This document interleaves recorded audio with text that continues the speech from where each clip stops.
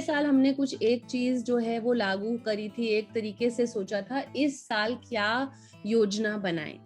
तो पहली बात तो पिछले साल क्योंकि कोविड इतना नया था, हमें खुद भी मालूम नहीं था कि बच्चे ऑनलाइन किस तरह से हमें रिस्पॉन्स देंगे, हम लोग किस तरह की योजनाएं बनाएंगे तो क्या वो लागू कर पाएंगे कि नहीं।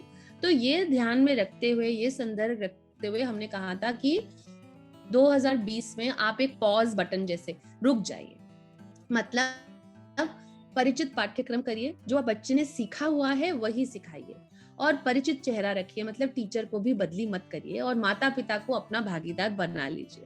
अब इससे जो है ये 2021 में कोविड के दूसरे साल में हम लोग क्या करें, क्या सेम चीज रखें या कुछ बदलाव करें। अब जैसे मैंने पहले बोला कि क्योंकि एक साल का एक्सपीरियंस अब हमारे पास है, अनुभव है, तो हम जो है परिचित प्लस नया, मतलब आपने जो पिछले बार सिखाया, क्योंकि 2 साल लगातार अगर बच्चा कुछ नया नहीं सीखेगा तो जो लर्निंग में जो लैग आएगा, मतलब पढ़ाई के अंदर जो गैप आएगा, वो पूरा करना बहुत मुश्किल हो जाएगा जब बच्चे तीसरे साल हमारे पास आएंगे।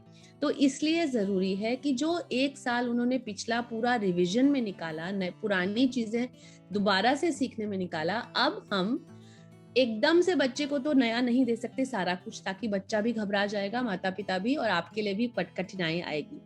तो आप कुछ जो आपकी पाठ्यक्रम है वो पुराना लीजिए जो बच्चे को आता है, कुछ भाग उसका जो है वो नया लीजिए। अगर आपके क्लासरूम में बच्चों के उम्र और उनके एबिलिटी के हिसाब से ट्रांसफर करना पड़ता है तो कर लीजिए।